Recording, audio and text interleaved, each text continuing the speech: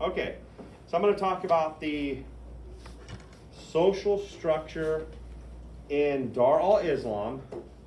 As I do it, you should be kind of comparing Confucianism, Chinese society, Buddhism, and how Buddhism affects that society. The Mongolians come from a region in geography known as the steppes. But really, all nomadic tribes have that kind of politics, that pastoralism, and that animism or shamanism, and the political structure where the strongest warriors get the top positions.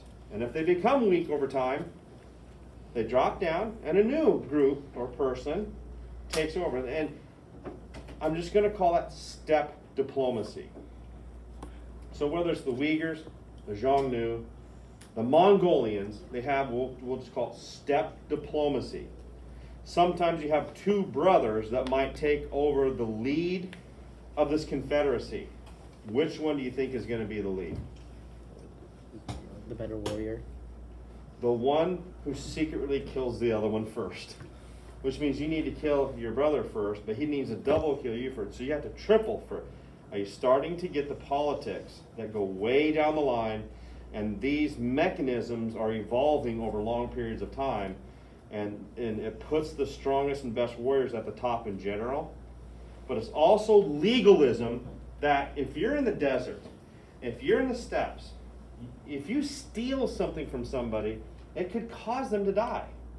So you have to have strict rules against, I'm just using a small example, stealing. And that's where legalism, such as cutting off a hand, might be an example of a severe punishment. But what it does is it stops stealing. Legalism is, when you're expanding and conquering, legalism works.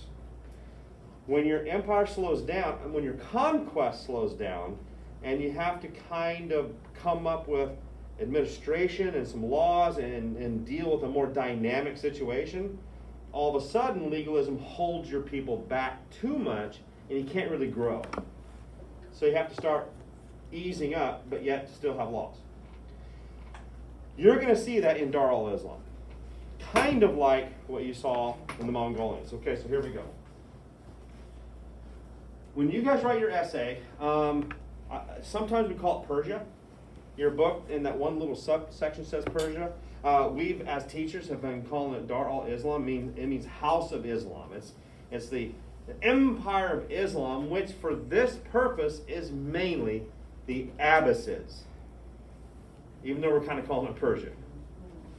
Can you at least understand that the Abbasids have taken over a Persian territory that still has a lot of Persian legacy with an overlap of Islamic influence, an Abbasid influence. This is why we're calling it Persia. It's still a lot of Persia stuff, but with a blanket of Islamic society draped over the top of it. So here we go. The first thing is to understand Bedouin society. So the Bedouins are the tribes that are out in the desert of what is today Saudi Arabia. And it's just like the Mongolians. It's steppe diplomacy. It's survival. It's living day to day. Where are water wells? Who owns water wells? Where can you get weapons? Who has the best horses? You get it now. It's just like the Mongolians. The steppe ponies and the steppes can support larger groups, and that's why you have huge armies coming out of there. So what happens here, you have this, we'll call it Bedouin, but really it's steppe diplomacy. It's the same thing that is evolving, and then we're going to bring Islam to it. So let's just talk about the pillars of faith. Now, a lot of times we talk about the 5 pillars of faith, but I'm going to focus on 3 because it kind of dictates the social culture that will become the embodiment with how the government uses that to govern over the people. Just like China uses Confucianism and Buddhism to govern over the people. So here we go. First off, the main pillar here, I shouldn't say main, this is one of the 5, and that is Allah is the one and only God. And this is important because what you've had is a region that's had a lot of Judaism there. There's that region that had Christianity there. And so the one thing about Christians is that some of these Arabs, post-Muhammad, would say, well, Christianity is good, they're people of the book, but the Trinity can be confusing because it's the Father, Son, and Holy Spirit. So let's focus just on God. Sometimes you might hear of Christians, or especially Catholics, maybe praying to Mary, let's say. Or even a statue. You know, you touch a statue just to kind of get the feel, get in the mood and pray. Well, this is where a Muslim would say, it might, you might be getting into something that's not just Allah. You know, how about just focus on Allah? So that's we're trying to bring it back to just Allah. But also they're taking over Persia, which is Zoroastrianism. So Zoroastrianism, without going into the details because you don't need to know it, has kind of like that good and the bad. And I think one of the gods was Ahura Mazda, and it was fighting with the underworld, and it's kind of like that yin and yang type of thing. But you're getting into some mysticism, and you're going to see Islam displace Zoroastrianism. There basically is no Zoroastrianism. It's here and it's there. There's even a Zoroastrian temple in Fire Mountain, but it's been displaced, and Islam has taken over Persia, which is Iran today. Okay, so you're kind of seeing where this steps in, but it's also that Muhammad is the messenger. So this is important because Muslims believe Jesus was a prophet, or is a prophet, and Muhammad is, but it's a prophet and not God. Whereas Christians would say Jesus is God, one in being with the Father, or God from God, light from light, kind of a thing.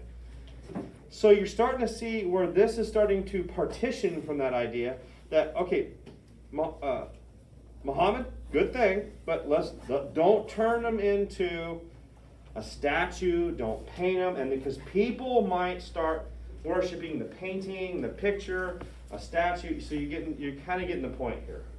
He's the messenger, but you're supposed to be praying to Allah. Also, that he's the seal of the prophets.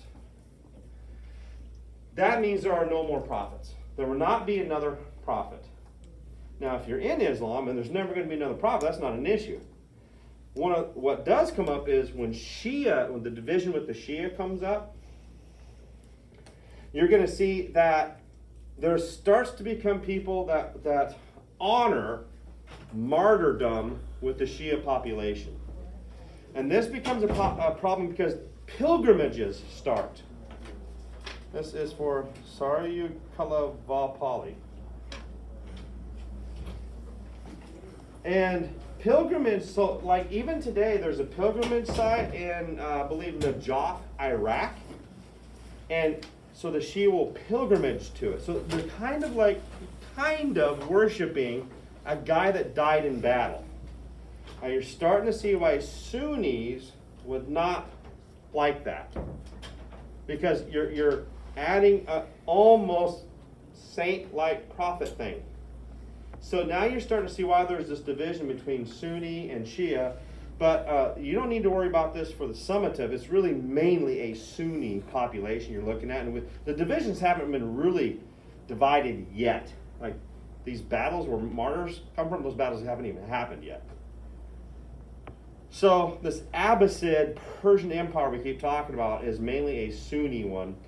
And one of the arguments is no more prophets. So it's very simple and very straightforward. So the focus is much straightforward with the seal of the prophets. Okay, so the Hajj. Let's talk about the Hajj.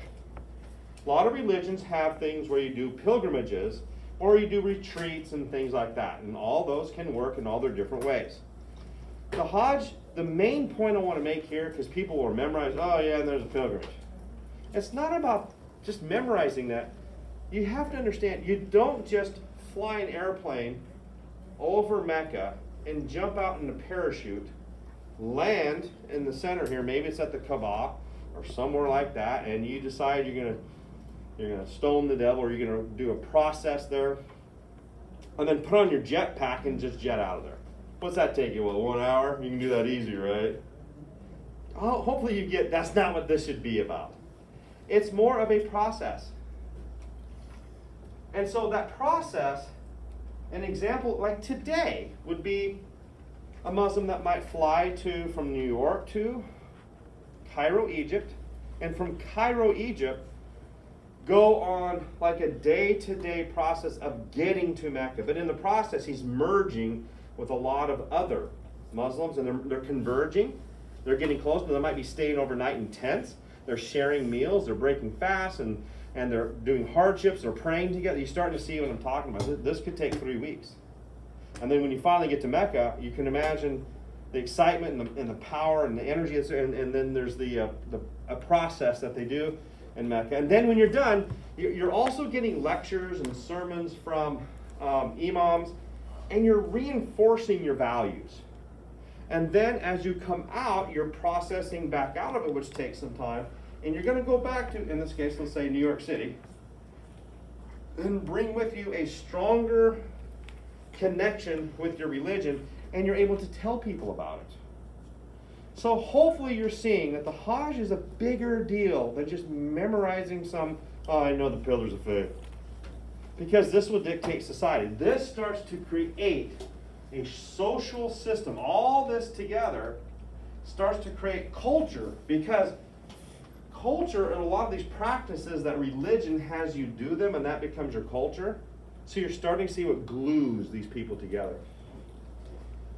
And that is the daily prayers as well, because everyone can pray, any religion, whenever they want probably, but when you have like 5, not just specific times to pray, but an imam or a cleric is going to declare a call to prayer.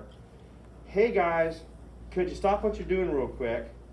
We're going to pause, and we're all going to pray together here for, let's say, 5 minutes.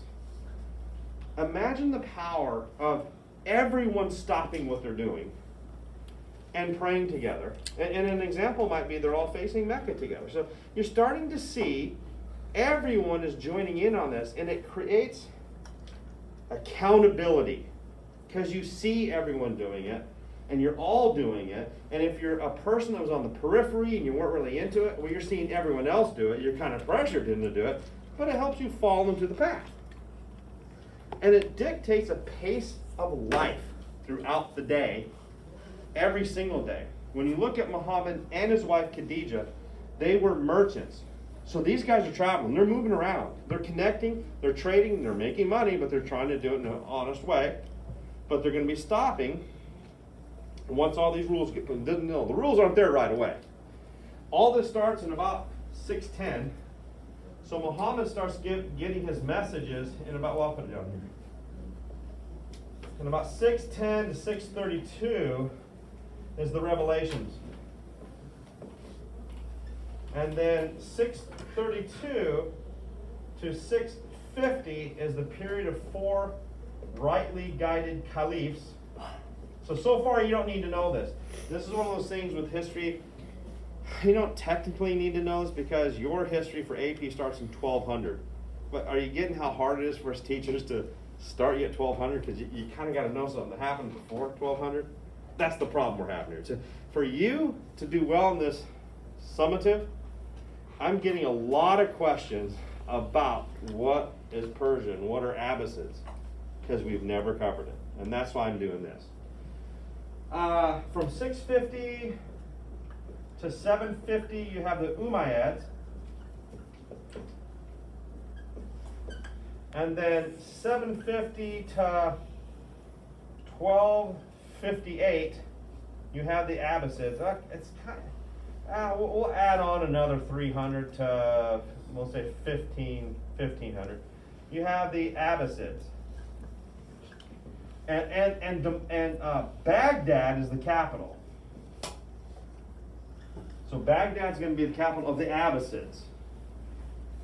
And these are the people you're running into with your essay. And these are the ones who take over Persia. And I put 1258 because Baghdad is sacked. Did the Mongolians end Islam? No way. Not only did not end it, they converted to Islam. So it's not like the Abbasids just poof, completely went away. They definitely got weakened on the sack of Baghdad in 1258, but they were still there as administrators and provincial governors, and they're mixed in with the Persian bureaucracy. And the Mongolians used that to administer to that empire. So, yes, Baghdad was sacked. Some people say this was the end of the Abbasids. but it's not like they just poof went away. They're still kind of there until about 1500. And that's why I like to bring up the story of the 1001 Arabian Nights, and I brought up the story of Aladdin. That comes from this time period. So it should tell you that Baghdad was pretty sophisticated. When you're talking about algebra, you're creating math, you're getting storytelling, you're getting literature, you're getting poetry, you're getting artwork. Does this start to sound like the song? The song are doing the same thing almost at the same time. And your essay might ask you, what are some similarities in the culture? Hello, there's an answer for it. So this is where we start to step in. So here's what the Mongolians are running up against. Is the way the society is dictated with, like when you talk about government, yeah, they're using Persian administrators, but now you're going to infuse the thoughts of the Quran, the rules of the Quran. The Quran is going to be the foundation of this. I was going to say culture, but foundation of law codes, the foundation of Sharia law, the foundation of how you should behave, and everyone should read. That's why Persians are going to be learning Arabic so they can read the Quran in Arabic. That's an example of unifying people. A government can do that to unify the people, which helps the government govern over the people and maintain control of, okay. So you're seeing all this is starting to fit in. But then you got Sharia law. So Sharia law is going to be actual laws that come up, like you have Bedouin culture, you might have Persian culture, and you got laws. But now all of a sudden you got Islam, because the revelations went through Muhammad from 610 to 632. So now people are going to come to Muhammad and go, Muhammad, okay, my wife and I aren't getting along, we're thinking about a divorce, what should we do? And he will begin to lay down the law of how it should be done. That, you know, there's a way to reconcile and stay married, there might be a way for there to be a divorce, but here's the process you have to follow. Somebody else might come to Muhammad and go, Muhammad, okay, somebody built some stuff for us, and it collapsed in it, and it killed my sister-in-law. We want that person punished. And so he'll come, and so Muhammad will start talking, and he'll be applying the Quran and his revelations to what should happen to a person, you know, as a brother Muslim that is building something but is doing something wrong. And I'm not here to get into the details of what he would say or how he'd fix it. But they go to him, and what he says, those things become Sharia law. And it all gets collected. He will die in 632, and these laws will continue on to be developed, and other people will be working off of the Quran. Use the Quran first, and then see what Muhammad said about things somewhat like the same problems that come. Because the problems keep coming and coming throughout history. I think you know that. We've talked about it in here. Even the United States is being challenged with all kinds of laws every day. So now you start to see that this will go into the government. This will be the law code. So when the Mongolians show up, it's a conquest first. But then you're merging. The people are starting to talk. You know, you might destroy the Qanat system, which was the irrigation system. You might have sacked Baghdad, but now you're settling down and you have to govern. That's where they need to look at the people and go, okay, who are you? What do you believe in? And what are your laws? And here's what we say. You know, you're going to pay taxes to us. And they start to communicate and they begin to integrate. I don't know. We're Mongols and Abbasids and Persians. I don't know what they did about interracial marriage. I doubt there was much, to be honest, but they could have. If you look at China, the Mongols purposely set apart Mongols from Chinese so they would not intermix. What level they did that in the Persia, I don't know. Yeah. In the textbook, it said that they allowed interracial marriages. In Persia. In Persia, not China. Okay. And I got a feeling one reason why is because if you become a Muslim, you're a brother and sister now. But the race doesn't matter. Which, by the way, the Abbasids were more enlightened about that than the Umayyads. So you're starting to see this begin to expand. Come on. 1001 Arabian Nights. You're talking about a princess and a poor guy can they get together and be married? Now, just the thought that you can express that should show you where the Abbasids were with some of this. Then all of a sudden the Mongols show up. They're going to mix, and you know that Hulegu might have been the first Mongolian to conquer the region, right? But it's later on through administration that Ilkhan Ghazan converts to Islam. When a leader converts to religion, it has imperial sponsorship that trickles down to the masses, and you start to see mass conversions. And I'm sure some of those conversions were spiritual, and they had a spiritual movement. Some of them maybe have converted for political reasons. So now you're starting to see how you have this society built up and what you're running into, and yet you have this steppe diplomacy Mongolian society crashing into it at first, but over time blending in.